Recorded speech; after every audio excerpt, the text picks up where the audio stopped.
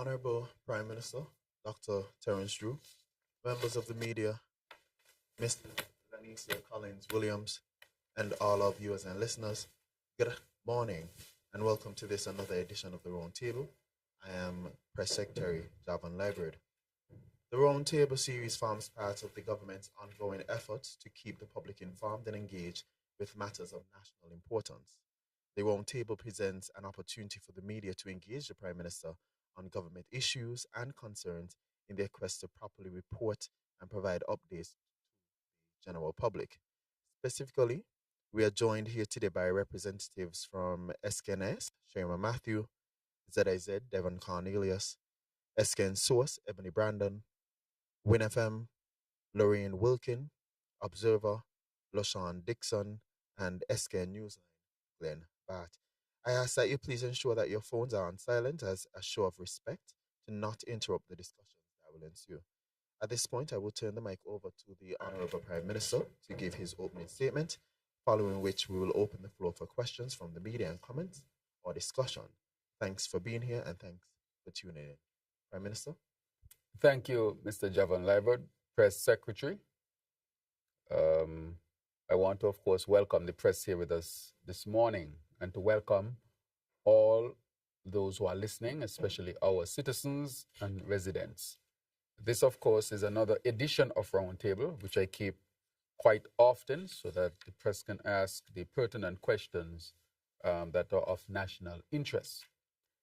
Let me start by saying 2 weeks ago, May 22nd to 23rd, I had the privilege of visiting the Republic of Cuba on an official state visit.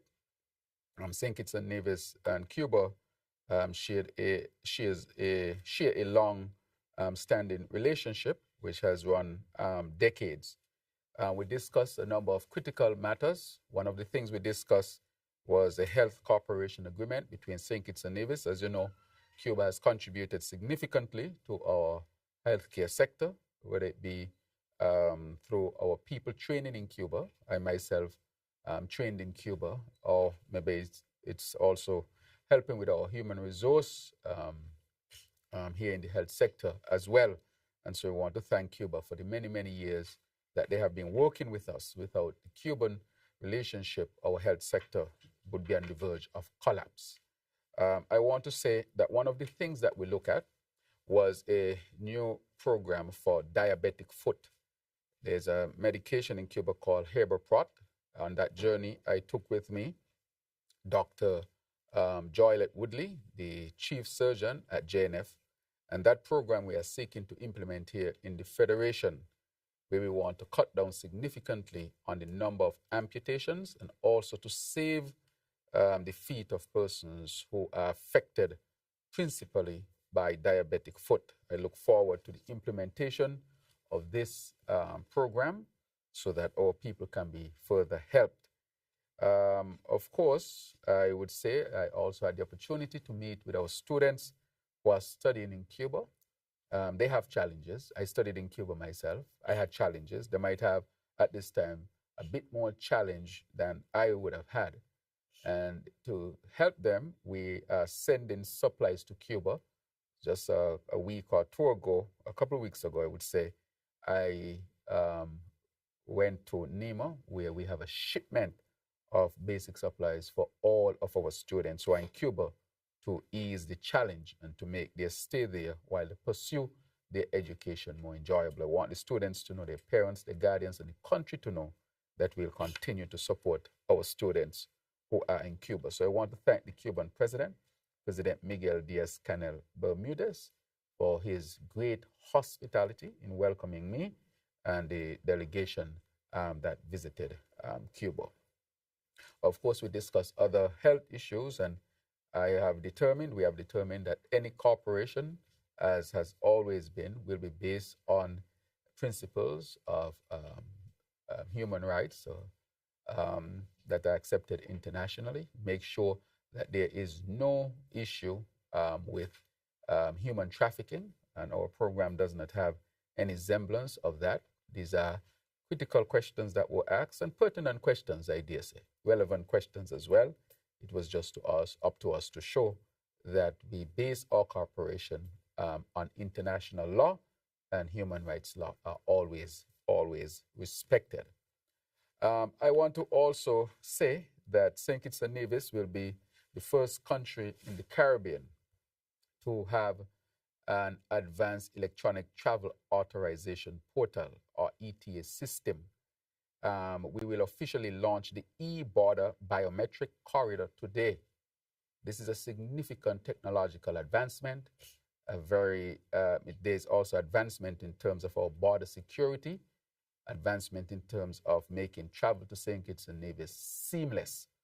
How this works is that before you travel to St. Kitts and Nevis, you'll fill out an ETA form. Presently, you have a form to fill out. We have upgraded it to a full ETA form. Once we capture all of your information, including your biodata, we'll get your passport, your picture, and so forth. We have a vetting system. So before you come into St. Kitts and Nevis, we know who you are, where you travel to. We have all of that information that the immigration officer will normally look for, but it is more detailed in the sense they give us advanced information so we can start studying who is coming to St. Kitts and Nevis. Once we would have done all of that research as you are traveling and you are deemed to be a low-risk traveler, you will walk through what we call the electronic corridor. That e-border biometric corridor, you just walk through it. It will capture your face, and with your face, it will match all of the data that we have of you in our systems, and you do not have to stop by the immigration. You just walk through the airport. So you're going to be seamless traveler. I spoke to the chief of immigration yesterday, Mr. Jeffers. We did a dry run with the American Airlines, and he said the review was a wow. They could not believe that in a country in the Caribbean, they can just walk through the airport because of advancement in technology. And we will launch that today. That is a big, big achievement for our country. This is part of developing a sustainable island state. This is part of becoming the most advanced country technologically in the region. We are on track, and we will continue to make sure that we advance. This comes, of course, on the heels where you are now able to pay your taxes online, comes on the heels where you can now renew your driver's license online.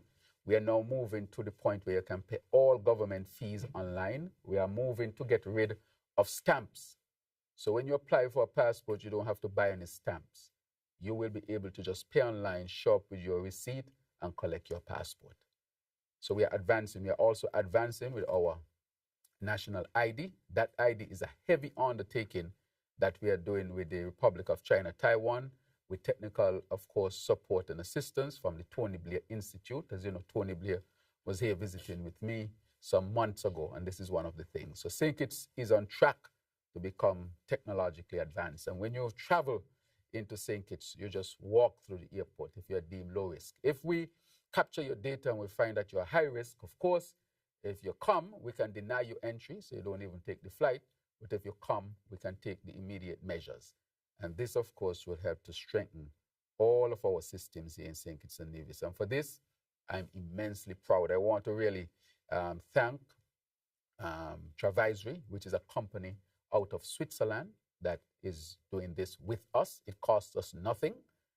We will share the revenue from what we will collect. It is free for our people. It is free for OACS and CARICOM because, of course, we are supporting intra-regional travel. But for those from outside the region, they will pay a fee for the authorization for the ETA. And that revenue will be shared between the company and St. Kitts and Nevis. So all of this setting up cost us nothing, but this will be a new stream of revenue for our country. And we are very, very proud of it. St. Kitts and Nevis is definitely advancing. Over the last week, we also had the Global Sustainable Island Summit, GSIS. And this GSIS was the first time, was held here in the Caribbean. It was never held in any other country in the Caribbean. We invited the world, and the world came. And I want to thank the Honorable Dr. the Honorable Joya Clark, for her significant work in making sure that the Global Sustainable Island Summit comes to St. Kitts. I want to say that this is our thrust to become a sustainable island state. We are determined, we have said it to the world, we have demonstrated to the world that we have now the framework and the pathway, the map of how to get there. As a matter of fact, they're asking us to share it with the rest of the world so that our model can be adopted and adapted to other countries who are seeking to become sustainable states. This took us some time to do. I've been speaking about this since day one. And now we were able to present the strategy and the full scope at the GISIS. And it really was impressive. People cannot believe that such a small country was able to achieve such heights. I want to also say one of the features of the GISIS was the geothermal project on Nevis. People are impressed that the Premier and I, who are, of course, he's the leader of the opposition, we are able to put aside the politics and come together on this matter of the geothermal, because this would benefit both St. Kitts and Nevis and help to transform us into energy independent islands and an independent country.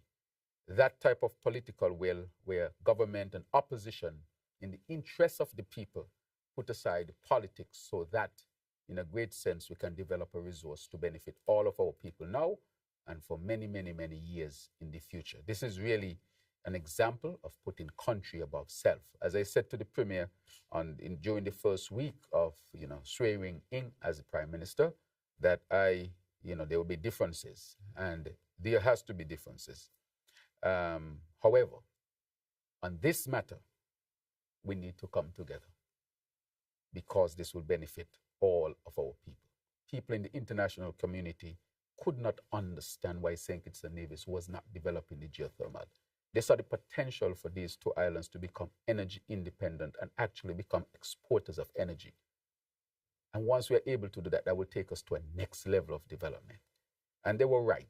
Here we are asking the world for support and to unite with us, but we could not unite among ourselves in order to develop this resource. And this has really engendered a great deal of interest and energy in the international community. We have raised the money necessary to move forward with this project.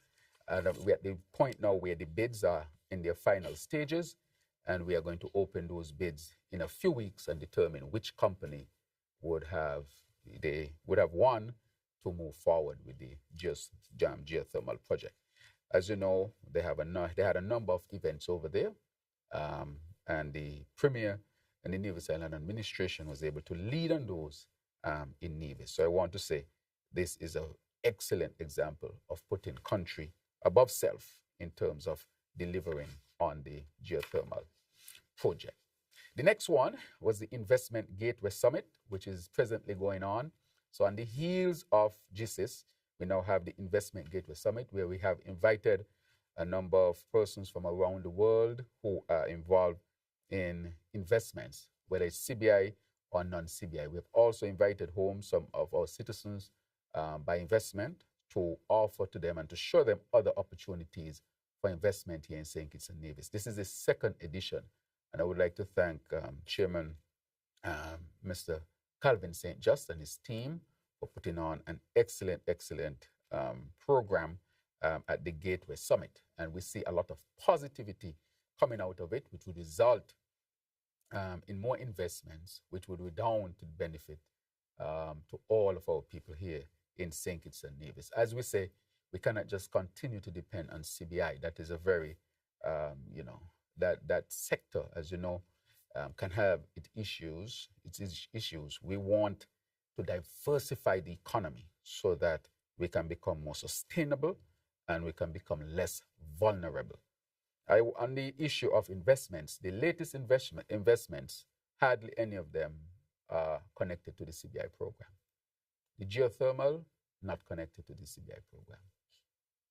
The Christoph Harbour investment, not connected to the CBI program. The Ritz-Carlton, not connected to the CBI program. The ETA investment, not connected to the CBI program. And a number of other investments that are to be announced, we will show that we do not have to use the CBI to attract FDI, foreign direct investments. This is what this government is about. When you check the last administration, show me one foreign direct investment that was made. Show me one. If you know one, tell me about it. But this administration is serious about investments and to diversify our portfolio so that we don't have all of our eggs in one basket. All of our eggs were in one basket, the CBI basket. And I have said from the beginning how insecure that sector can be, because many of the things that happens around it, these things are not solely dependent on us here in St. Kitts and Nevis. The geopolitics and other things come into play. But I want to say that I'm very proud that we strengthened our CBI program, and while we strengthen it, and it is one stream of investments, we have sought investments in other areas. But let me add, in terms of public sector investment, we will see the hospital starting this year. We will see the Bastia High School starting this year. The desalination plant, which I just visited, it's impressive. I encourage the press to visit the desalination plant, the one that is right here at the industrial site area. It is impressive. And I spoke to the engineers and the minister with responsibility. I want to thank him for his work. The Honorable Congress Maynard, he has pointed out that we expect water in August. You should go. It's really impressive. That is your country having this tremendous investment taking place. We want to bring water to St. Kitts and Nevis. In the last administration, nothing was done to secure us with water. How can you run a country if you don't have water? After air is water in terms of importance for human life. And if you have shortage of water, a lot of other things will be affected directly and indirectly. From health to development to advancement. You cannot do it without water. And any government that can't deliver water to its people is a failed government. I want to also say that I visited the Kim Collins Stadium this morning as well. And it's basically completed. The track is complete. I think you all should go there and see it. It's complete now. And I want to really thank the minister responsible for sports, the Honorable Samuel Duggins, for his tremendous work. He came under heavy fire. Heavy fire. Can you imagine he came under heavy fire correcting something that was not done? Now that this track is complete, I want to know what will be the next talking point. So I want to congratulate the Honorable Samuel Duggins on such a tremendous feat. The other thing I want to speak to with respect to investments is to speak to the fact of the large agricultural program which involves the pepper program from Tabasco. That is going extremely well. We are going to have 100 acres under production, and we are going to go back into large-scale farming. We will mix the farming there. One, will produce the peppers and the mash to ship overseas, which will bring foreign exchange. And secondly, we will also mix it with growing a lot of different types of food for our local consumption. And we are looking at regional markets such as St. Martin and so forth, where we can export some of our produce. So in all fronts, we are pushing education, healthcare, energy, water, agriculture, and of course the financial services. So we are seeking to build a diversified economy which would be much more resilient and much more sustainable, and to make sure that our people have the basics so that they can continue to live out their lives. One of the things that I will really touch on today is the matter of the Christophe Harbour. Let me start by saying it's unfortunate that the former Prime Minister would go on radio, say he gave a national address. He's not even the leader of the opposition, out of order, and lie to the people. Just lie to the people. When I heard him spoke about Christophe Harbour, I could not believe he could have gone to that next low, where the information is easily verified. And so I will go through, and then we'll have a chance to ask questions, but I want to take my time on it. So I ask for your indulgence. In there was an agreement. Let's start with Christophe Harbour. First of all, Christophe Harbour is located on the Southeast Peninsula. The government of St. Kitts and Nevis owns no land and never did on the Southeast Peninsula. I want to make that clear. I'm going to say it again. At no point did the government own any land at the Southeast Peninsula. When the sugar cane lands were taken in the 1970s and paid for in the 1980s, the Southeast Peninsula was not included. I want to say that again. The Southeast Peninsula was not included. Hence, the land at the Southeast Peninsula was all private land. Private land. So I want to say that because there's some talk about government selling out land and so forth. I just want to make it clear that the government owned no land on the Southeast Peninsula. If it did, very, very little. So the Tim Harris government tried to make a deal with the Darby family in 2017 to 2018. This is a question I have for the press. Did any of you knew about the deal that they were making? Was there a press release, a press conference, an address, any type of information to say to the country that the Timothy Harris-led administration was seeking to establish a deal with Darby in 2017 to 2018? I met that deal on the table when I entered. I want that to be clear. Taking my time. I don't want there to be any ambiguities with the information that I'm giving. And they said that they were transparent, but I know for sure nobody knew that the Timothy Harris-led administration sought to do a deal with Darby that I struck down. 2017 to 2018. That's the first point. The second point, Tim Harris, then he claimed that he was coming down hard on Darby, but his actions were otherwise. He was not coming down hard on Darby.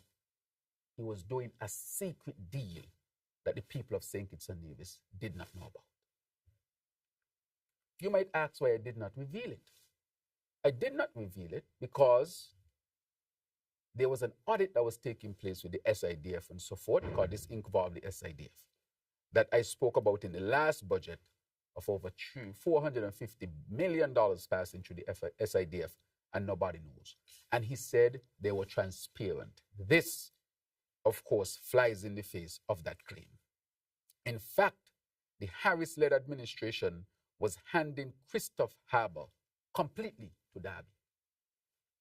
96% completely to them. And I will explain why. No, it could be 98%. They were just handing it to them, and I'll explain. The records show that the Harris-led administration began secretly negotiating an outrageous deal with Darby in 2017. Outrageous. Nobody knows about this deal. This deal was done in the dark. So how can you come on the radio and just lie to the people and not tell the people you were seeking to they had the deal secured, basically. It is just that I stopped the deal. It was a bad deal, a horrible deal that was throwing St. Kitts and Nevis and the SIDF under the bus. It was done in secrecy, Mr. Bat. The records show also that this deal would have made St. Kitts and Nevis into the laughing stock of the region. Under the terms of that deal, the Harris administration agreed to give up its entire 30% interest in Christophe Harbour. Remember, around 2012, 2013, the government of the SIDF invested in Christophe Harbour of $17 million. That was a big talk for the 2015 election, that we gave money to Christophe Harbour. It was not a loan. It was an investment in Christophe Harbour. which gave the SIDF 30% ownership of Christophe Harbour.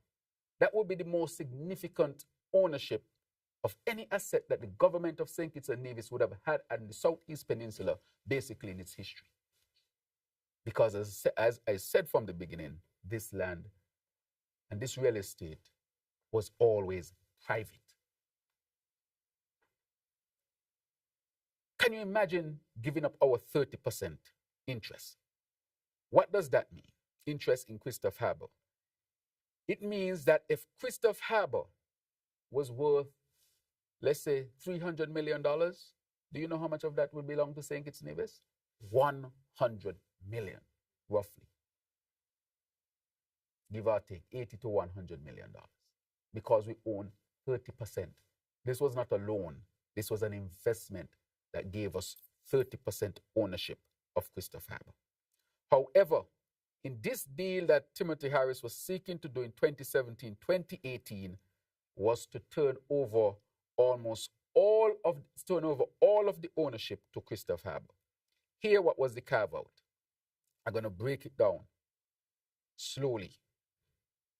They did, so he was making this deal with Derby on 35 acres. How much is 35 acres of 2,500 acres? We can do the maths. Remember, if there are 2,500 acres, we own 30% of that. So I think we need to do some calculation. We're going to go through this together. So 2,500 times 30% is equal to 750 acres. But here was Timothy Harris making a deal just to give us 35 acres and leave. When 30% belongs to us, almost a third, which would equal to 750 acres. This is outrageous. That is why I had to stop the deal. How can you take 35 acres when we actually own almost 1/3 of it, 30%, which if you calculate it would be around 750 acres.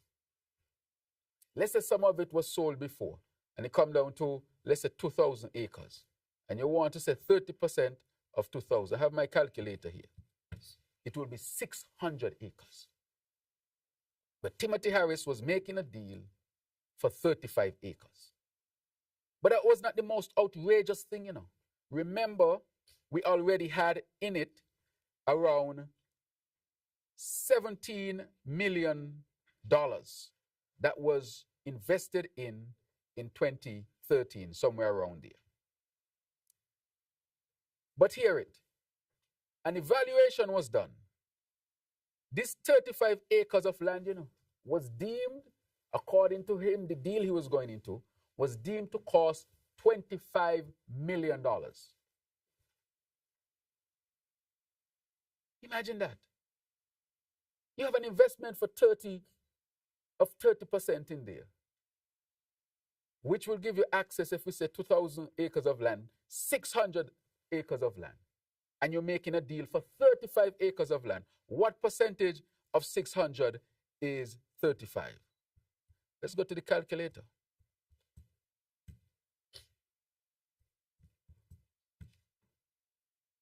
.8%. So here, because of the 30% we own, and we're going to use a lower number of 2,000, where we should have access to 600 acres of land if you're selling all of that. But he's making a deal for 35 acres only, which is only 5% of the 600 that we really deserve. So let's work out 35 acres of 2,000. I'm going with 2,000, just in case some land was sold. 600. But if we work out this 35 of 2,000,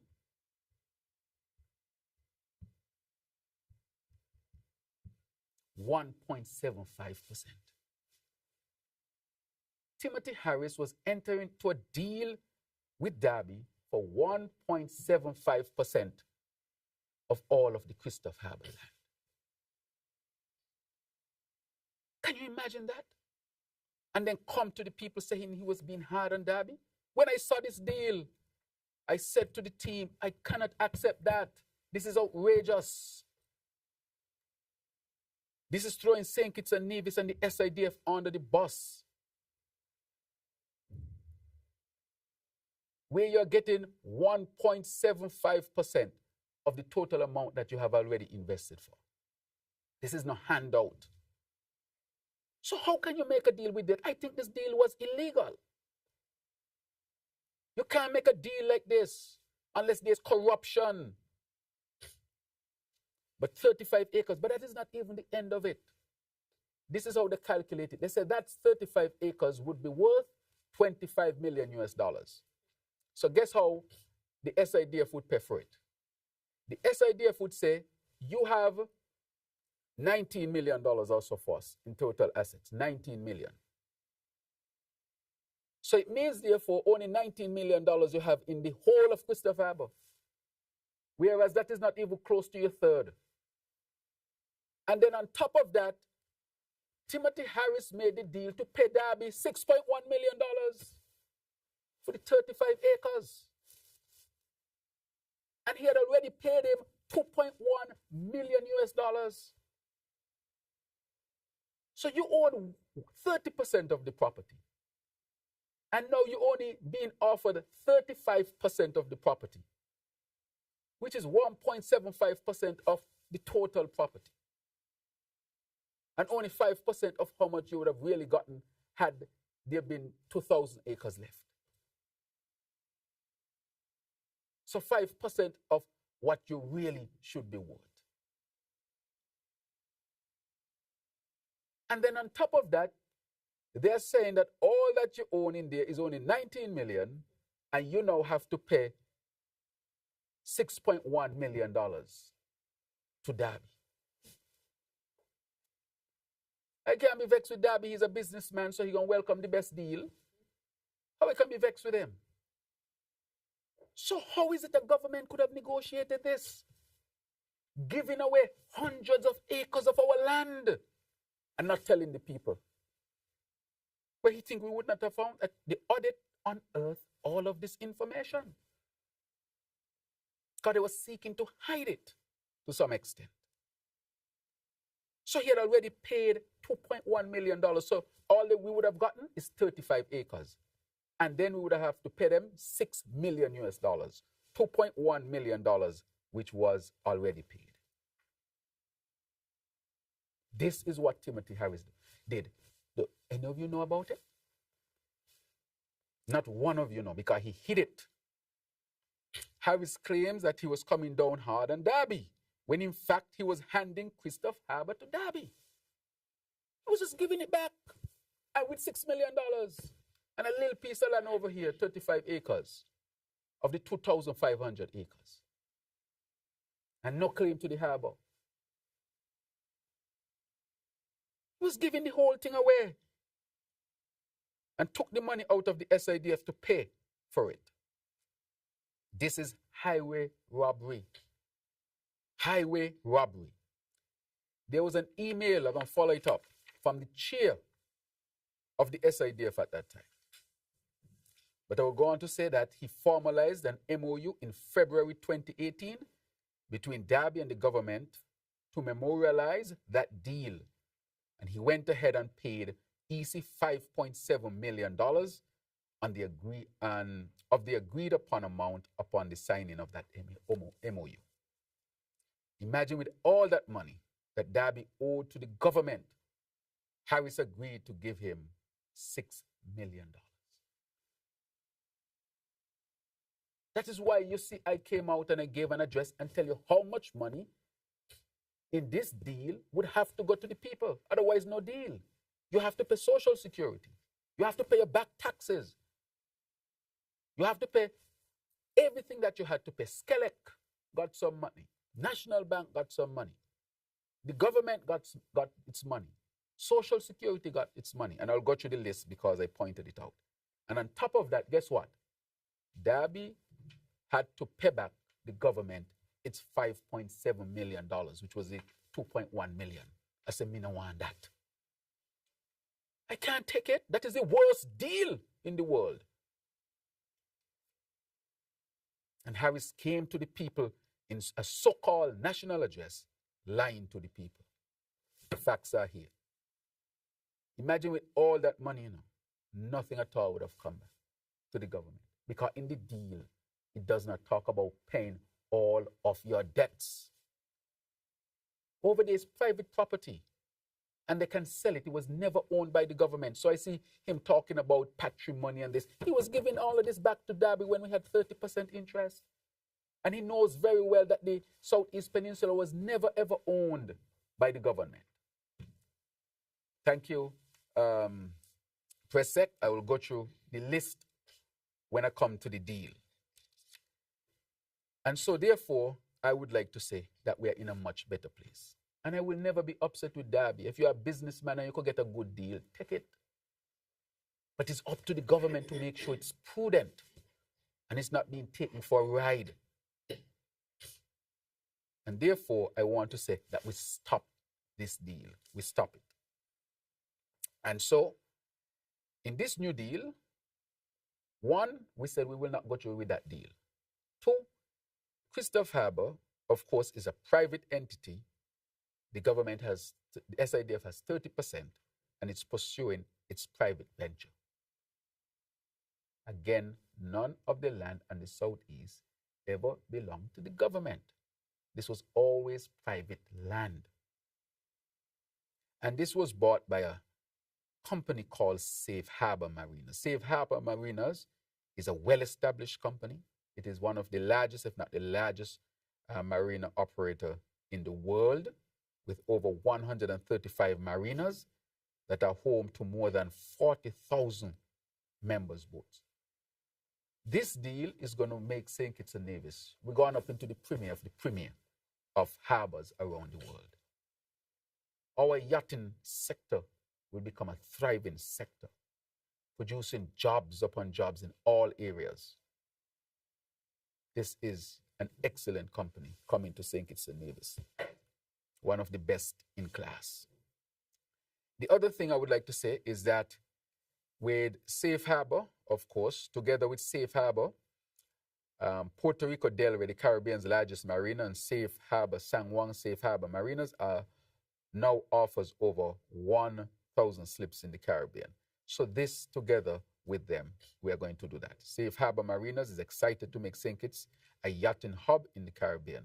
They are confident that connecting St. Kitts to their existing stock of customers will lead to a steep change in utilization and activity during the upcoming yachting season that begins in November.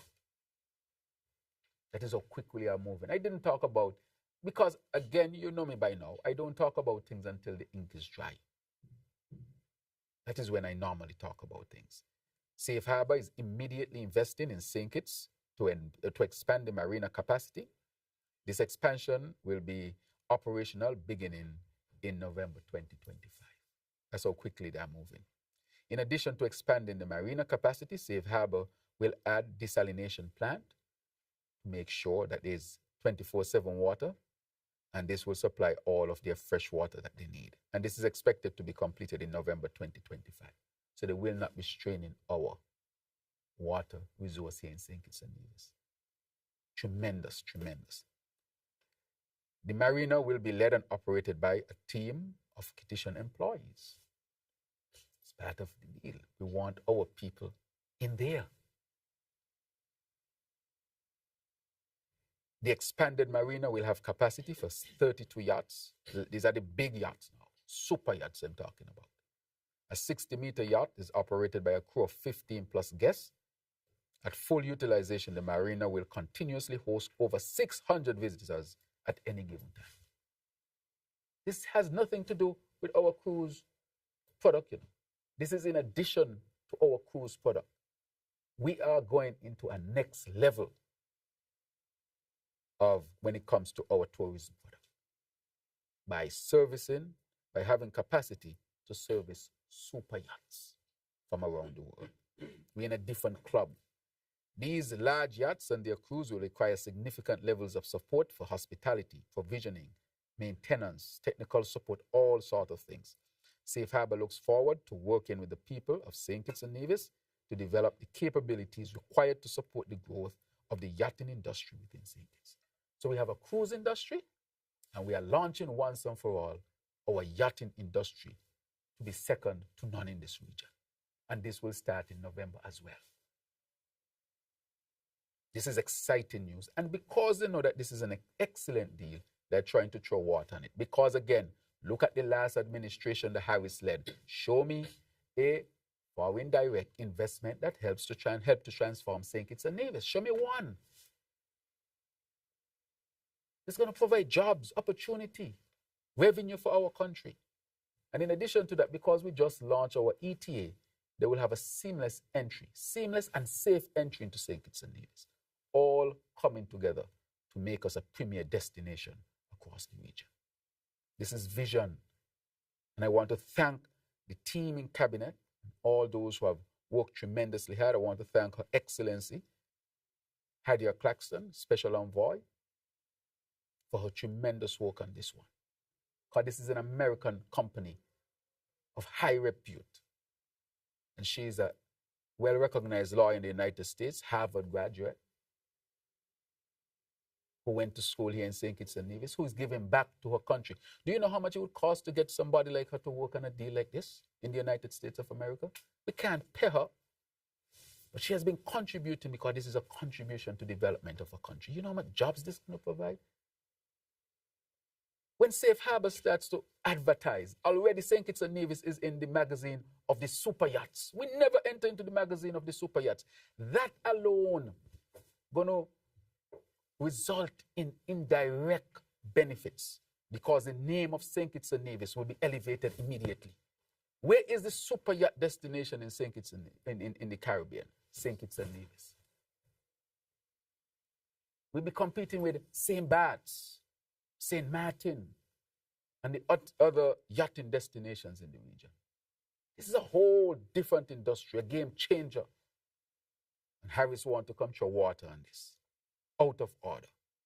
And the thing that hurts most is that he lied to the people.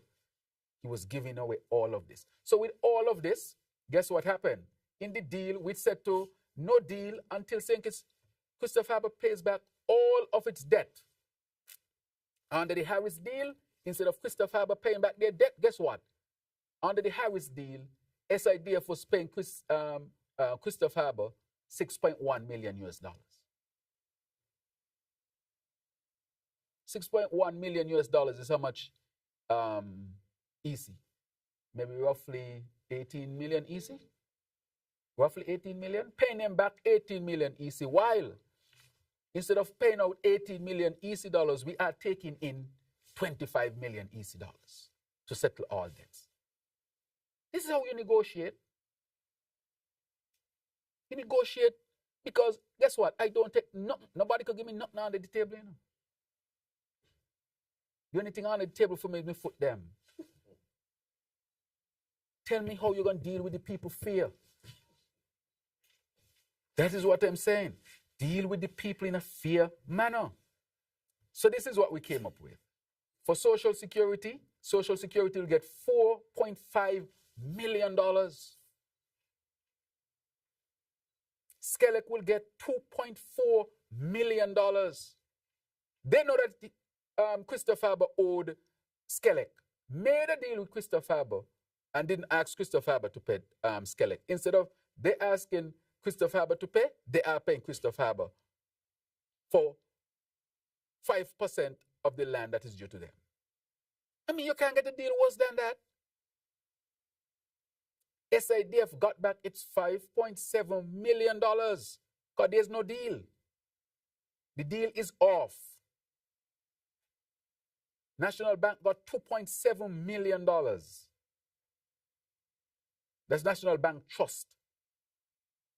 National Bank, which is separate, got $2.7 million.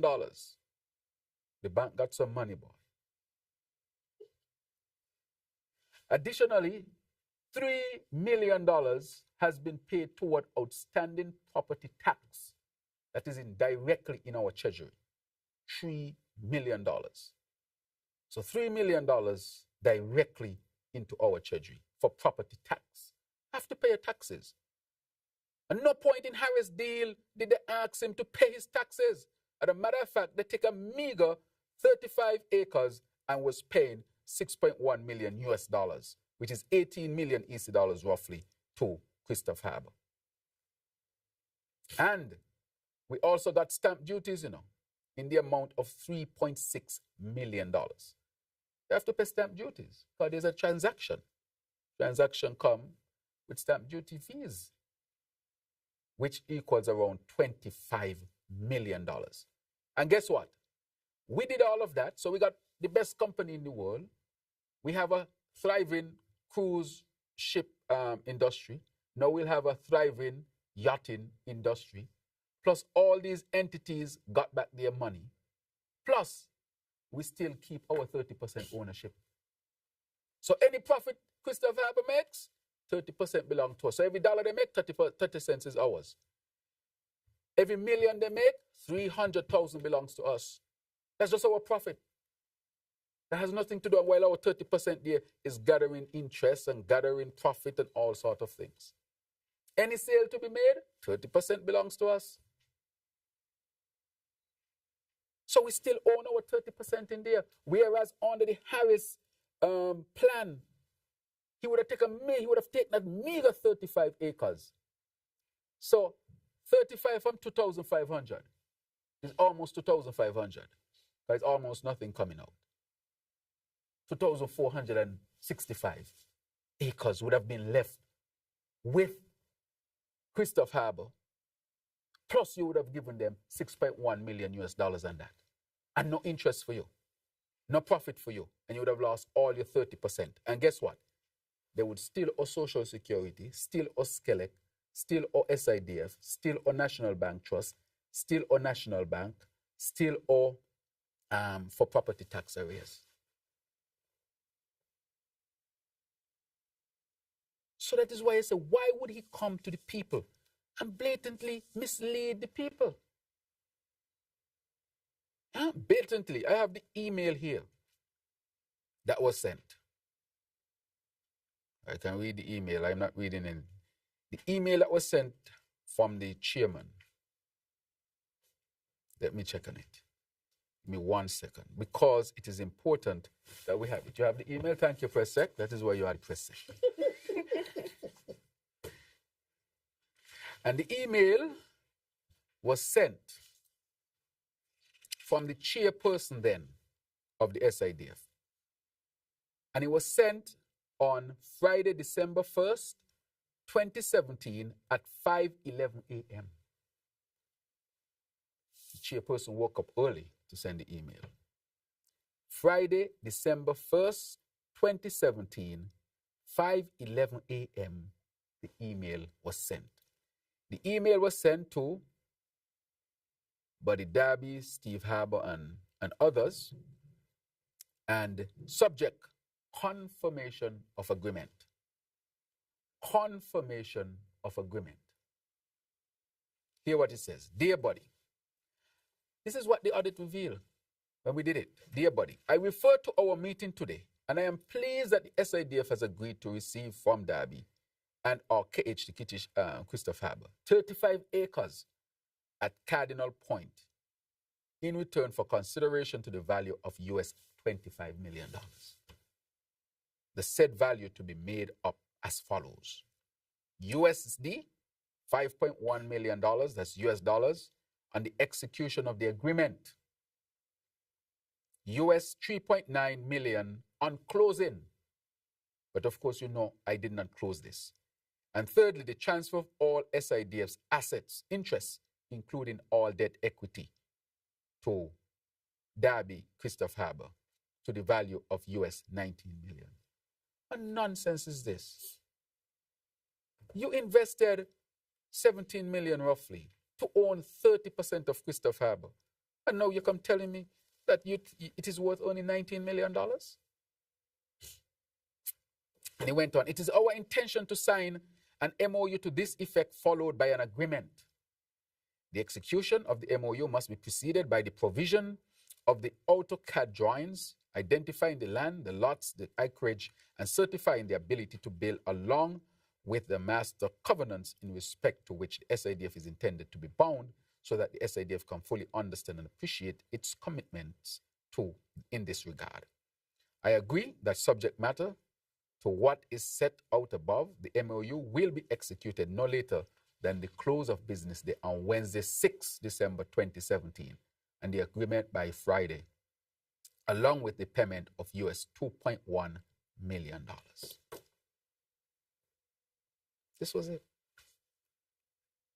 Close chairperson of the SIDF.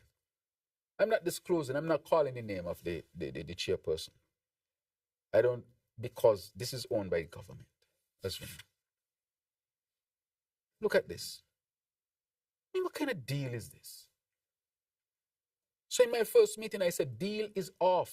I am not executing that agreement. We will retain our 30% interest in Christopher Harbour. And because of that, when the yachting season kicks off and money is being made, every dollar making profit will 30%, 30 cents belong to the government. If they make $1 million, 300,000 to the government, and we still maintain our 30% interest because it's not a loan, it's an investment. And if you ask me, I think it's a good investment. Now I'm looking at it. It is not a bad investment at all. But imagine Timothy Harris agreement wanted to give away all of this, plus $6.1 million US for 35 acres, which is a minuscule amount compared to the total amount of land over there. And talking about transparency and holding Darby's foot to the fire. Darby had his whole foot in the fire. Because this, of course, was skewing towards Darby, and I'm not upset with Darby, because he's a businessman. Business people would always discuss stuff in their best interests. It is up to the government to do its work and make sure that the people of St. Kitts and Nevis get the best deal. The people deserve the best deal. And so I wanted to bring the facts today, the facts of the matter. He wanted to sell us out, and we stop it. We own 30% and we must pay $6.1 million US for 35 acres. And so I think that I've gone through it. I've explained this deal, and I've said, and I'm saying today, that come November 2025, not only will we have a thriving cruise tourism sector, cruise sector, we'll also have a yachting sector. So that this will provide jobs and opportunities for our people here in St. Kitts and Nevis. And I'll wrap it up there and give the press the opportunity to ask questions. I know I spent some time on it, but it needed to be explained to our people why the Christopher Harbour is where it is. Good morning, Prime Minister, members of the media, Sherman Matthew, SKNIS. Yes, thank you. Prime Minister, with the recent sale of the marina assets of Christopher Harbour to Safe Harbors, which you were able to spend some time on, you stated that local workers will form the core of the marina's operations. What steps are being taken by the government and Safe Harbor to ensure that locals are not only employed, but are trained and upskilled to take on specialized roles within yachting and marina services? That's question 1. And question 2, within the past week, you've spoken about the GISIS and the IGS summits, with the latter culminating today. Can you tell us if the government's expectations for these summits were achieved? And what would you say was the most unexpected outcome, if any, of St. Kitts and Nevis hosting these conferences? Thank you very much. With respect to the Safe Harbor, of course, discussions are ongoing with Safe Harbor. Safe Harbor is now a partner, and we have certain principles on which we will operate, one being to make sure that our people can get opportunities for employment and jobs and so forth on all levels. And so that is a work in progress. And I will update the people as we go along. But this will provide jobs in all aspects and all areas of Christopher Harbour while Safe Harbour is operating. Just let me point out that part of the deal is that Christopher Harbour now has to go back to full operation. So Salt Plage and all these amenities that were around, they will kick back in. That is part of the deal, so that Christopher Harbour once again becomes lively and to really accommodate this new. They recognize that water was a problem, so part of the deal was to have a desalination plant over there. So I will say that is ongoing, and you'll see a number of things as we set out the plan by Safe Harbour of how we are going to tackle it. So listen out, within the next week or two, there will be some announcements being made with respect to where we'll go. But I'm saying to all people to get ready, because there will be opportunities for them on different levels. With respect to the summit, there were definitely some unexpected things. For example, on the end of the geothermal, persons have come forward who wants to invest in the geothermal who we did not expect. I think that, of course, is a tremendous achievement, so that we can have other investors who are coming on board to invest to develop this. I think that was a significant step forward with respect. So we are seeing people who are not traditional investors in St. Kitts and Nevis coming forward to invest. And I will safely say that none of these are premised on CBI. None of them is premised on CBI. And so I want to say that the summit have really engendered a lot of goodwill in investors to invest in St. Kitts and Nevis. Sure. If you can go again to the issue of the sale of the marina at Christopher Harbour. First of all, who invited Safe Harbour into the arrangement? Was it the government?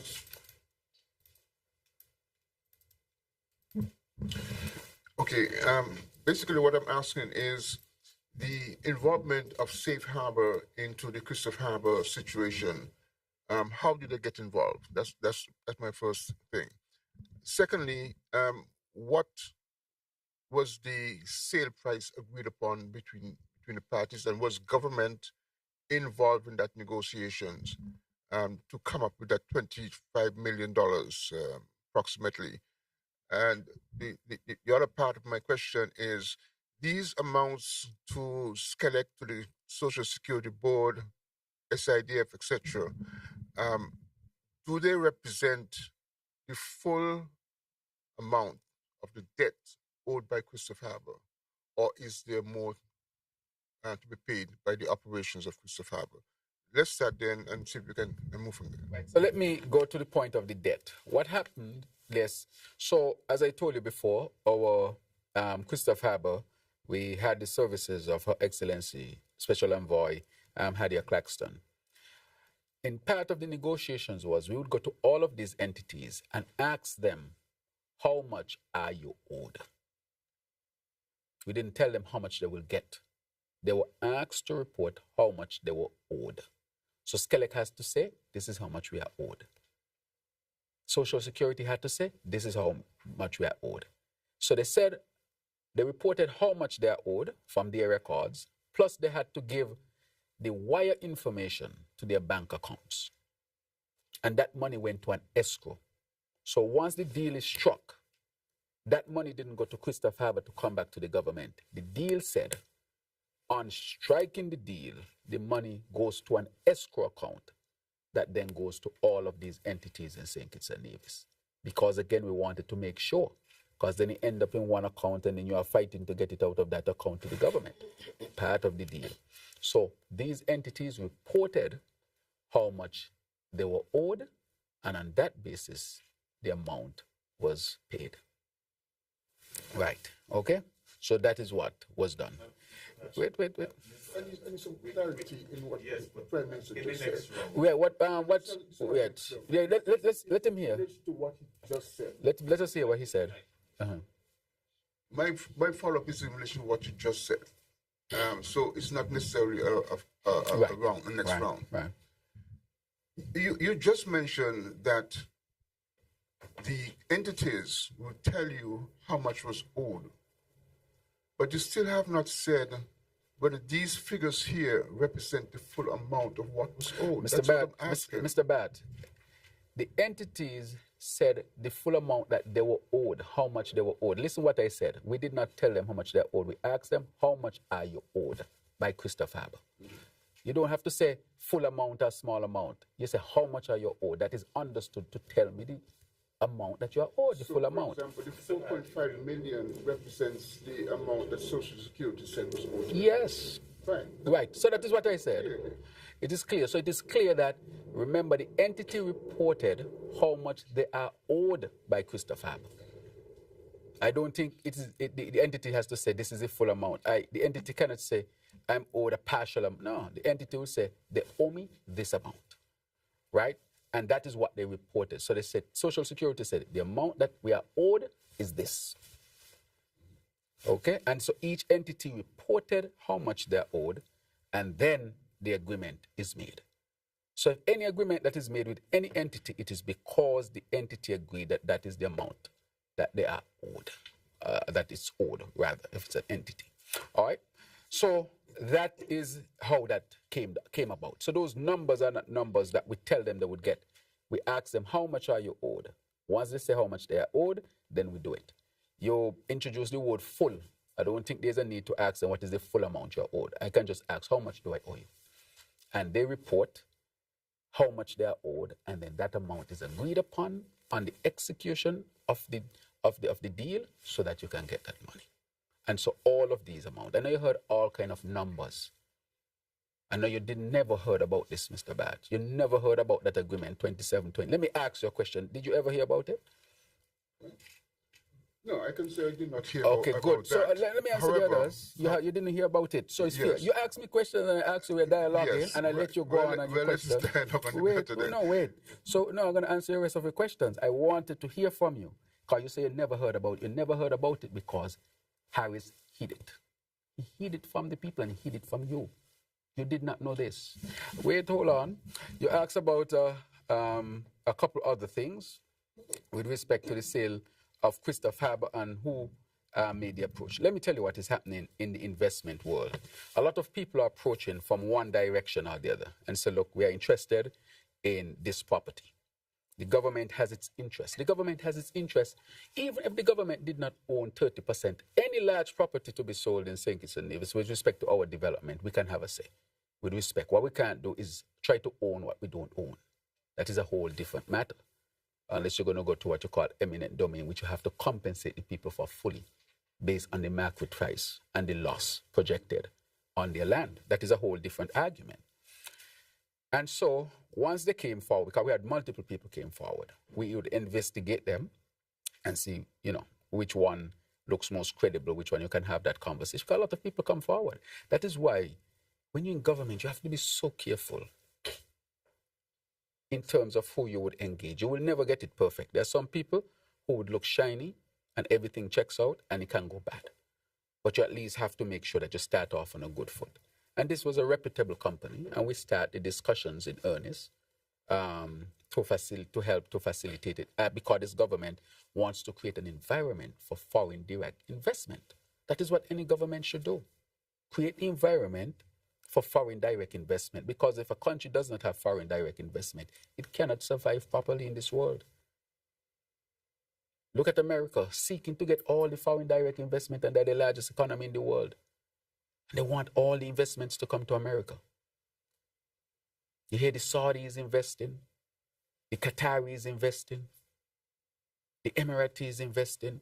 Well, I want them to invest here too. Why not? We have an environment for investments. They are welcome to invest in St. Kitts and Nevis, as everybody else around the world is investing. So we were intimately involved with respect to that. Even though this is a private sale. This is a private sale that was taking place, but we want to make sure that when private people come to the table, we create the enabling environment for them to be able to conduct their business, their private business, and to never, ever leave our country out on a limb or not getting the best opportunity for its advancement and development. So this is a private sale that took place. However, we insisted that any debt owed must be paid.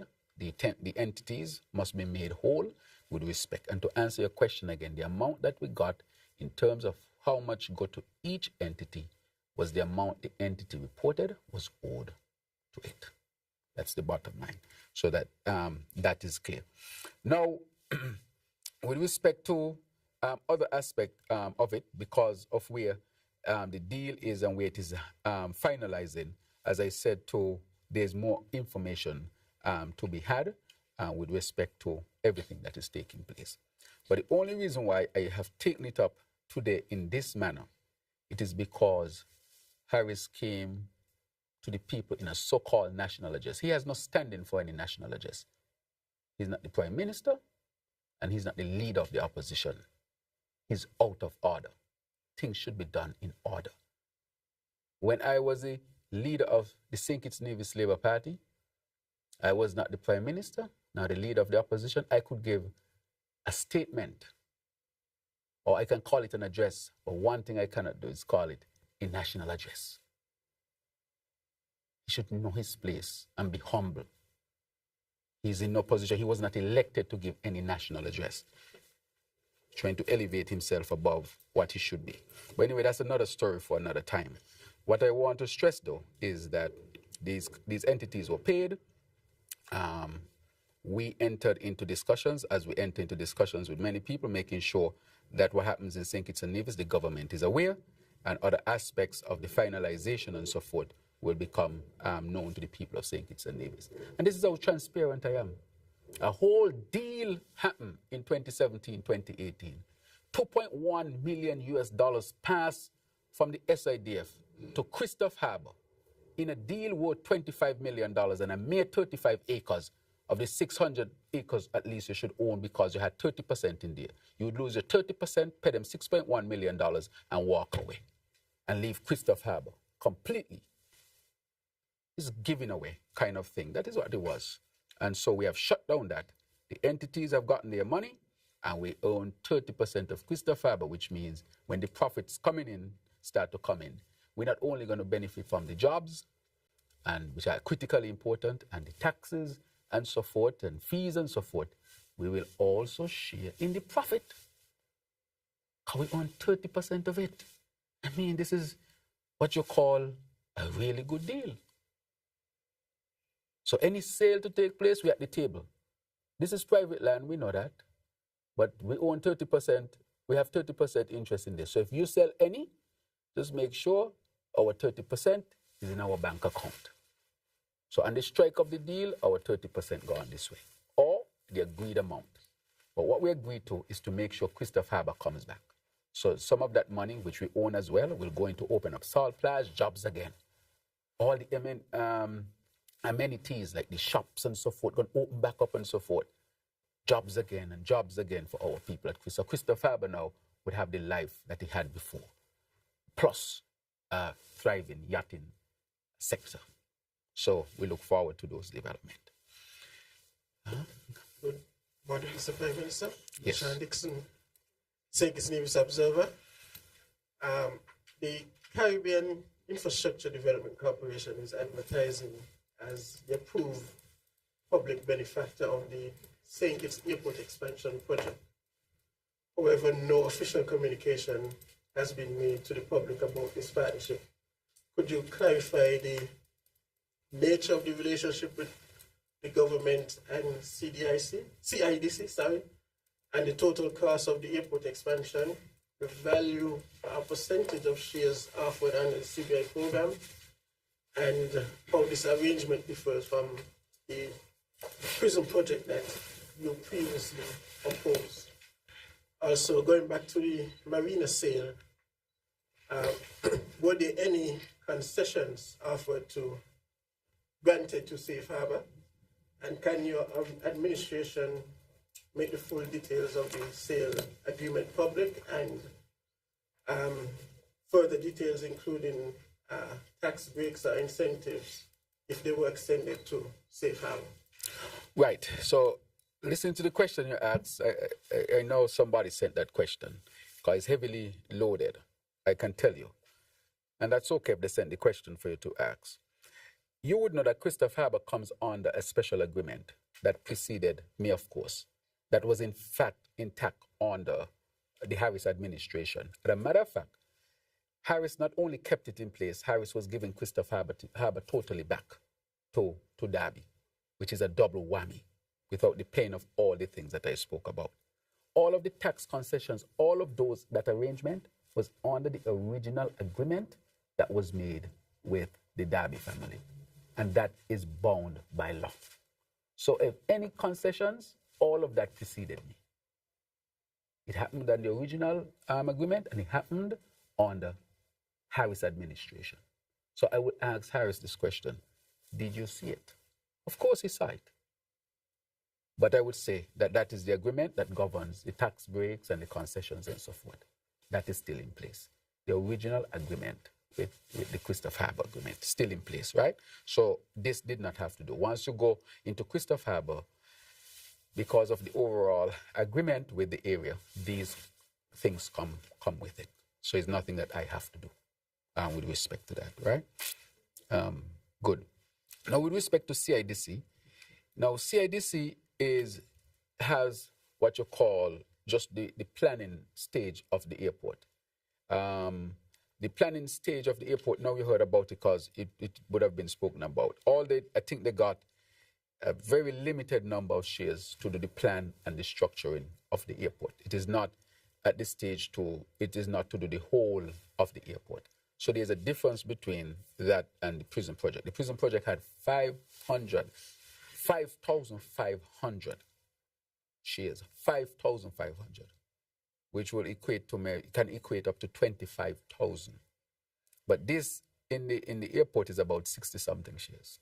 60-something at this stage, 60-something, just for the feasibility study and stuff. Nothing to do with the construction of the airport itself, which is a different matter, right? So that is where that is at this particular time with it. So it's different to the prison project. I can tell you, and everybody has heard about the prison project and the deal with the prison project. Now, this is the difference between he and I, the difference between he and me, right? In this sense, when he was asked about the prison project, he said it has nothing to do with St. Kitts and Nevis. It's a private contract, and he cannot give the numbers because it's industry secret. He told you all that. Bat, you'll remember that. I'm sure, Bat, you remember that one. He said that. If you go back, you'll see that he said that. He didn't want to give the information. But you asked me the information today, and I share it with you. It's for the feasibility, the planning area, and I think they got just a limited number of shares. I got to check the number, but it's not a lot of shares. It's a limited number for that first part. And as I've said, I'll continue to be transparent. Where you don't have enough information, you ask for it, and it will be shared with you once it involves the people of St. Kitts and Nevis. So that is where we are with it, of course. Okay. Anything else in there I needed to answer? I think that was it. Okay. Thank you. All right. Good morning. Devon Cornelius, ZIZ Broadcasting Corporation. I want to shift to healthcare and foreign affairs. In your opening statements, you made mention of health cooperation agreement with the Republic of Cuba. Can you provide some more key details of that agreement? And as it relates to foreign affairs, international media have reported that the Trump administration has temporarily issued or declared a pause on student visas. Can you speak to how will this affect students from St. Kitts and Nevis who are in the process of attending U.S. universities that we have partnerships with? Thank you. Now, with respect to the student visa matter, I had a meeting recently with the Charge d'Affaires from the embassy in Bridgetown, Barbados, Her Excellency Sullivan, and we discussed this matter. She expects that this will be resolved very quickly for our students in St. Kitts and Nevis and for the Eastern Caribbean. And so we are looking for this to be resolved quickly. Most of what is being considered, those things don't apply to our students and don't apply to our region. But the United States of America has the right, as a sovereign country, to decide who come and who doesn't come. However, we will negotiate with them for there to be good relations and for our people to go back and forth, because we have that strong history, and it's a place where, you know, they have a good university structure, and if our people can benefit from it, why not? And so we are cooperating with the United States of America, who is acting in its sovereignty, to make sure that we can have good relations and our students can go. But that is being resolved as we speak, and so we expect, even though there's a pause, for our students to be treated favorably and get on with their studies. So we are looking for that. With respect to Cuba, what we signed was a memorandum of intent, which will go to an agreement further down the road, which we are working on presently. And so in that, we are going to expand our cooperation in healthcare, of course, premise on the principles of international law and human rights, so that the questions of human trafficking are, of course, answered. And this is never, and this will never be questioned with whether we are involved in that or not. And the principles on which our government run, of course, is against human trafficking and all those kind of things. This will expand to helping us to build out our public health sector, which we want to, of course, upgrade and advance. The project that I spoke to you about, the diabetic foot, to cut down on the number of amputees and those who have ulcers, they can have the healing of their ulcers. So we're going to be pursuing that vigorously as well. So on those two matters, I think I would have answered your questions.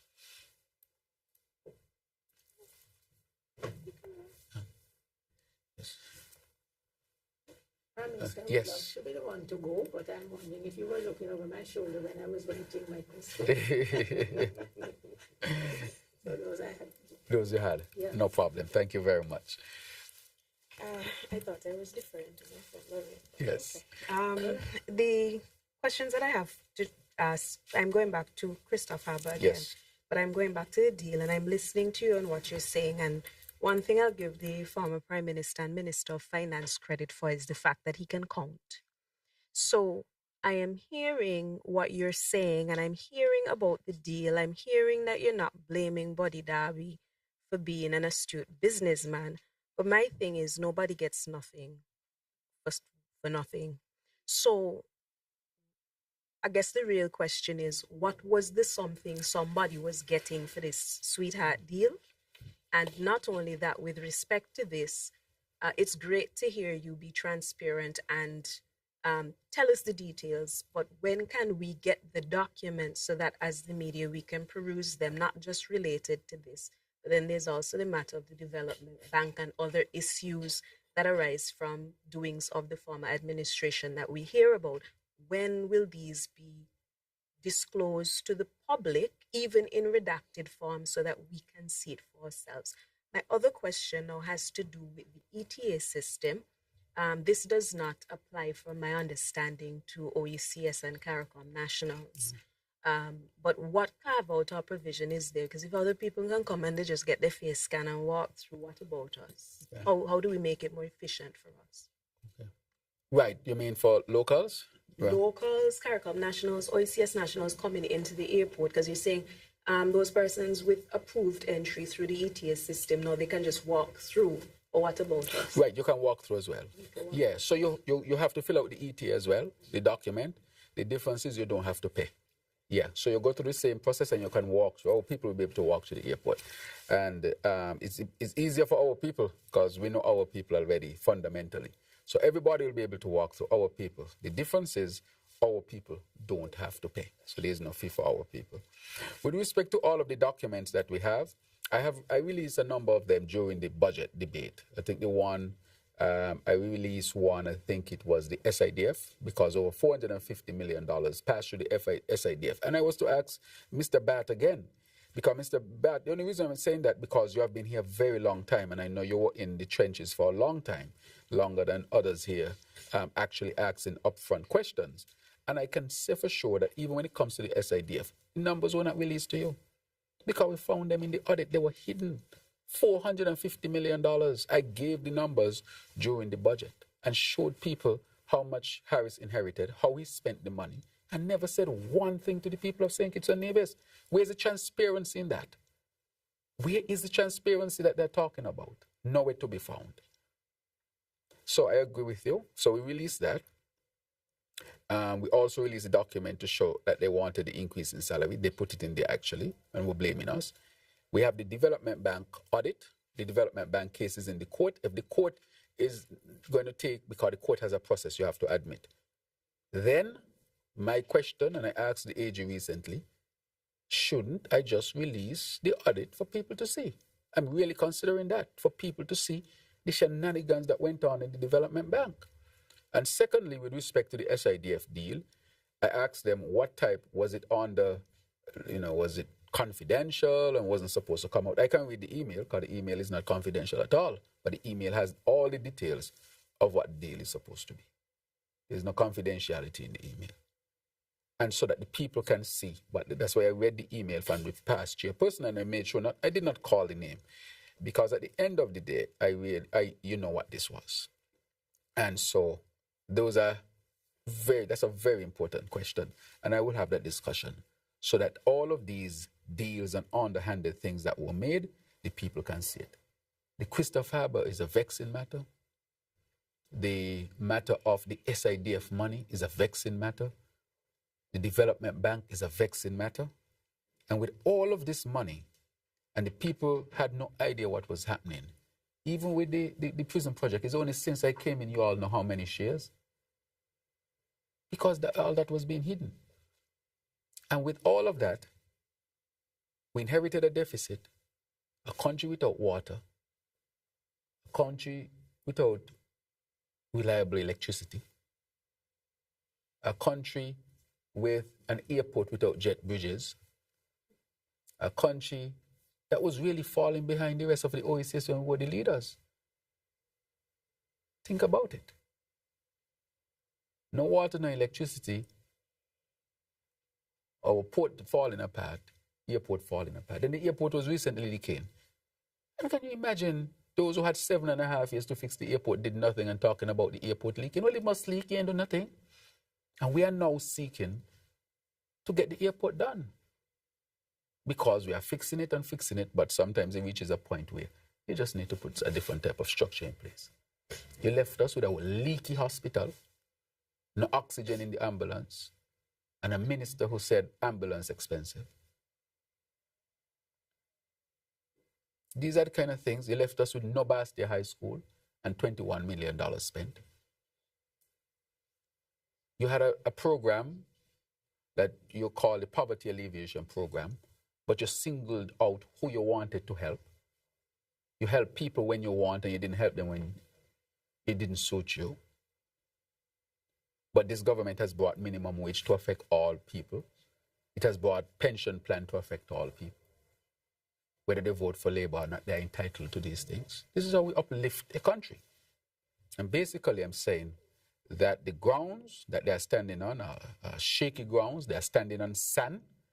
And the past administration was not transparent at all. Hundreds of millions of dollars missing, bad deals being made, and the people don't know. You know what first alerted us of how corrupt that administration was? When we heard about the gentleman from Germany and the UK, what his name was again? For the watch on the shoes. Verdi. Peter Verdi. And I'm asking, go to the British court. You will see the case. Peter Verdi's phone was tapped, and a conversation between him and Timothy Harris was heard, begging for shoes and watch, an after party. I ain't gonna beg for no shoes and no watch and no after party. I'm gonna beg for advancement for this country. Come and invest. When you invest, everybody get. I don't get mine too because I'm a part of here. Let everybody get peace. No, and it's a serious matter. It's a very, very, very critical and serious matter. That is why they could not attract foreign direct investment. We have only been here for 2.5 years. We have attracted the largest marine operator in the world. We have attracted the largest pepper brand in the world in just 2.5 years. We have attracted governments to partner with us, such as the Saudi. We have attracted investments into geothermal, investments into water. I mean, when you look at the number of investments that we have had, it definitely shows that this government is on the right track to creating a sustainable island. So I say to our people, don't be fooled. Remember where you came from with that administration. Remember where you vote them out. Remember the lies and the corruption, the watch and the shoes and the after party. Remember that you were locked down, who in stay in, who out stay out. They locked you down when they did not have to lock you down in 2022 for election purposes.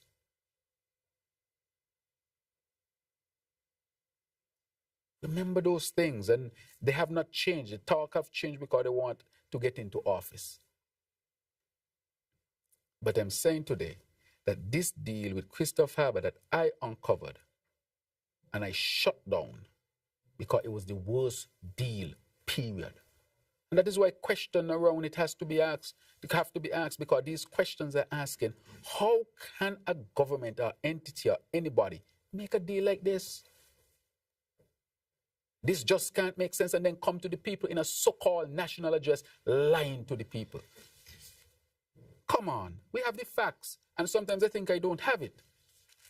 That is why they have to be exposed sometimes. And you see, they don't care about people because he knows. If he comes out like that, I will have to reveal the email from the past chair. So he's not going to be thinking about how do I protect a person who serves under me. He's trying to under the bus as well. And I'm here trying to protect her name because I think she served in her position. But this, of course, had to be run by the administration. Imagine people come to serve and you could tangle up the name in all sorts of things. And when you have the opportunity to say, look, you serve with me, as far as I can protect your name because you serve with good intention, I will. He doesn't care because he knows if he talks about it, I will come forward and reveal the information, including emails that were written in the interest or in the name of SIDF. But he doesn't care. And it is sad, just like the stem cell, just like the herpes. Prime Minister, I want to stick with the Christopher Harbour sale. In your comments this morning, you spoke on several points with regards to the agreement. Now, having gone through the negotiations in which this $25 million was obtained on behalf of the outstanding debts, and understanding that Christopher Harbour now needs to get operationalized and to employ people and get productive, were there any components of the previous agreement? You spoke about original agreement. Are we talking about one original agreement or a second original agreement? Because there was an agreement under the previous Labour administration headed by Dr. Denzel Douglas. Upheld by the Timothy Harris administration. And then Dr. Harris's administration came in. Right. So did they replace that original agreement? No. I'm not talking about the original agreement. The original agreement is intact. Mm-hmm. I'm talking about the agreement with respect to SIDF and Christopher Harbour. That is the agreement I'm talking about. I understand now. Right. All right. So what responsibilities now is the existing Christopher Harbour, the revived Christopher Harbour, what will they be responsible for doing under that particular project? Right. You mean the present one with Safe Harbour? No, not Safe Harbour. The original one? You have the safe harbor for the marina Yes. investors, and you still have the Christopher Harbour Right, the operation, overall, right, The overall, of which right. we are party to it, right. In which Yes. Mr. Darby is still involved. Yes, yes. So what is Christopher Harbour now responsible for? For example, there was, in the original agreement, we heard talk about a golf course. Two more. There was supposed to be 3 hotels built over there. We have only had 1 hotel. So I'm trying to figure out now what is the commitment of Christopher Harbour to that project. Right. So the commitment to Christopher Harbour remains intact. And from our end, we are going to insist that Christopher Harbour carries out what is supposed to be done. I'm very serious about that. That property has the potential to transform St. Kitts and Nevis significantly.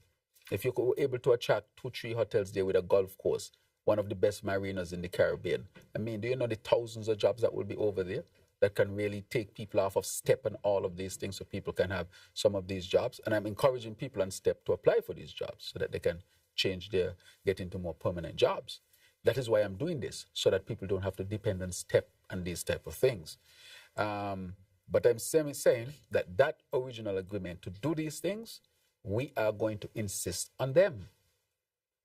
As you can see in the deal, we say you can't have any deal here and money passing and you don't pay all your debts. All your debts must be paid. You must open back up the place. It has to be functional again. And so we are going to be pursuing that original agreement to develop Christopher Harbour has to be complied with. And we are pushing for that, and we'll continue to push for that. Does Mr. Darby have the potential, Mr. Darby and his company, do they have the potential to actually deliver on what they originally said they would do? Right. Now, that is a question that is a good question to be asked. This is how we are looking at it. Here are the original people. They have the property. We are having frequent discussions. Can you deliver what you say you can deliver? And they have to present to us if they can deliver what they say they can deliver or not.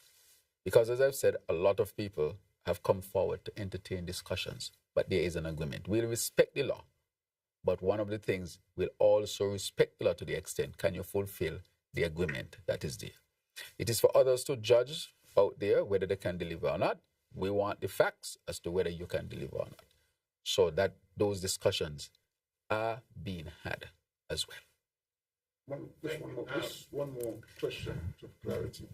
So, in the event that Mr. Darby and his corporation cannot deliver, what can the government do then in terms of getting that project forward? Otherwise, we basically will be held ransom to this particular investor. Right. It's like any other investment agreement. If you can't fulfill your part, there have to be serious discussions around that. Right? That is what I would say. This part where we did with Safe Harbor and so forth is our efforts as well to make sure that Christopher Harbour can fulfill its mandate, what it's supposed to fulfill. You're asking, if they cannot fulfill, what will be the measure? Just like any other, can you fulfill what you are supposed to fulfill? And I'm saying to you that those discussions are taking place as we speak as well. Okay, Prime Minister, the government's Sustainable Island State agenda was prominently showcased during both GISIS and IGS. As we look forward to the 2040 vision, what specific mechanisms are in place to ensure that local communities, not just international partners, remain actively engaged and benefit meaningfully from the milestones and opportunities that this agenda creates? Excellent question. As you can see, when the Sustainable Island State is premised on 7 pillars. And if you look at those 7 pillars, you can see where they are, such as healthcare, food security, and so forth. When you go to the healthcare sector and social protection, those are basically all about our people. New hospital, training for nurses, training for doctors, upscaling what we have. Our people are benefiting directly. And we are encouraging our people to invest in these sectors to actually help us. For example, Dr. Clark just opened a new MRI, which, we facilitated with duty-free and so forth, so that an MRI, besides what the government will launch in this year, would be functioning. We have also facilitated another doctor who is now pursuing major development in the healthcare sector. as well. So those are just some examples of where we want our people to definitely be involved in the transformation, healthcare in this particular case. If you look at the area of energy, even though we are entertaining international partners, look at geothermal, for example. Geothermal, even though we are having investors, is owned by us. And so the profits to be derived would be profits that we own. So that those profits will benefit our people. Our people will get jobs and so forth, but also the profits to come from that project will also be enjoyed by our people. So we want to be owners as well. We want to be leaders in the various industry. I just gave those few examples to show that as we go from sector to sector, we want our people to be involved. Of course, we think to fully build it out, it has to be of collaboration with international partners, meaning government to government, government to NGOs and other entities, and with the private sector, both locally and internationally as well. So everyone is to play a part in the development of the sustainable island state. Prime Minister, just one very short question for me to wrap up, and it has to do with healthcare. Your administration is working to ensure that healthcare becomes more accessible, which is commendable, but what are we doing to ensure that it becomes more affordable? Some of the technologies that are being introduced at the hospital, MRI, CT, these sorts of things, some of them come with an upfront cost, and not everybody can afford health insurance. So the question is, national health insurance, where are we on that? When can we see some motion in that direction? Because it's one thing to have things accessible, but we have to make sure that everybody can afford it. Right, excellent question. With the national health insurance, we have all the documents ready. We have passed it to the actuary, and I met with the actuary a few days ago, and it is now, of course, going to be advanced by the Ministry of Health. So we are going to actually be pushing aspect of that. As I've said before, this will entail serious discussion with our people, because to implement something like this, there would have to be contribution.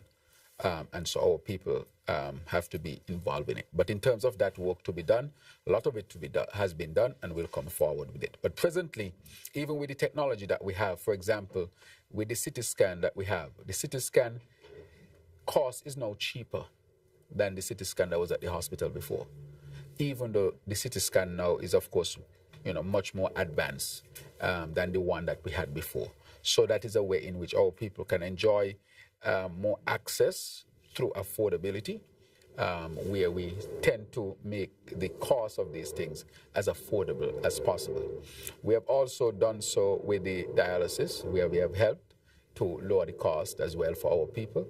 And, we have other aspects of healthcare, for example, the clinics who see the chronic disease and elderly for free, the children and the Children's Medical Fund, which takes care of children who have to go away for life-saving medical intervention and surgeries. So I would say that presently, even where things are, our people still have access, but to make it universal and to bring more justice to the sector, we need universal health care. National health insurance has to be an aspect to that as well. And we are pursuing that. Yes. Right. Thank you very much, First Secretary Javon Liebert. I want to thank you for being so astute today and making sure that the information is there. That is why you are the Press Secretary. You're working for your pay. And so I want to thank you for that. I want to thank all who are around the table today who had these, what I would call, very critical questions to be asked. I think that they're important that we answer these questions that are asked. Even Mr. Bat, who I know have been here for a very long time, and we transparently share information. But as I ask for transparency on my end, I'm asking for transparency on the press, on the behalf of the press as well. The press has to report that they knew nothing about the deal that Harris struck in 2017-2018. You did not know.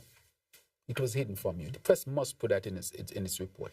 The press must also say that at no point did the government own land at the Southeast Peninsula. And if it did, hardly any, because the land over there is fundamentally private. That is a fact. And so I would like to see those facts in the press so that people can know what the facts are, not what I say, but what the press knows with respect to what is taking place with these matters. So that people can have, I would say, independent source of information when it comes to these matters. And that you wouldn't have Harris going around, just misleading people and blatantly lying, knowing very well that I have the facts, or probably he doesn't think that I have the facts. And therefore, I want to ask the press to continue to be transparent and to continue to work hard. That is why I sit around here. You have never had something like this before, where you just sit with the Prime Minister and just ask questions at will. And I do this so that the press can have access, because without an active press and a robust press, you can't have a democracy. Even when you ask questions that, let's say, I might question at times, it is for me to question, but it is your right to ask. And your right to ask I will always defend. Because that is how a democracy functions. It doesn't function based on how I feel. It is to function on principles. And the press, having a free press and a press being able to ask the leader questions in the interest of the public, must always be kept intact and must be protected by the leader of the country. And so I protect your right to ask your questions irrespective. And so I'm asking for that. As you know, we covered a lot of things today. I want to say to our people that we are on our way to developing a sustainable island state. This afternoon, we are going to head to the airport where we'll be launching our ETA, our E-corridor, so to speak, where we'll see people just walking through the airport. Not because we are not prudent, but because we are so prudent with technology as well, that we have a system that allows, first in the Caribbean. That is a great achievement, and we all should celebrate it as a people. The deal with the Christopher Harbour to attract an American company like Safe Harbor to St. Kitts and Nevis speaks well of the government, the administration, speaks well of our people, and speaks well to where we want to go as a country. To attract these companies who are willing to invest in St. Kitts and Nevis. Because I said from the beginning, we'll create the environment so that investors can feel comfortable investing in St. Kitts and Nevis. And when they invest, and there's partnership between government, people, and investors, that is a good formula for continued advancement and development. And so I want to wrap up by saying, but I'll continue to be transparent. Any questions to be asked, I'm available so that the people can have the information. You are the people of this country. This belongs to you, not me. You have only given me permission to manage it. I understand that very, very well. I'll be here for a while, and then for another while, I will not be here. But while I'm here, I'll make sure that you have access to me and access to the information. So I want to thank you for joining us this afternoon on another edition of this Roundtable. God bless you. Thank you. Thank you. All right. Yeah, that's something.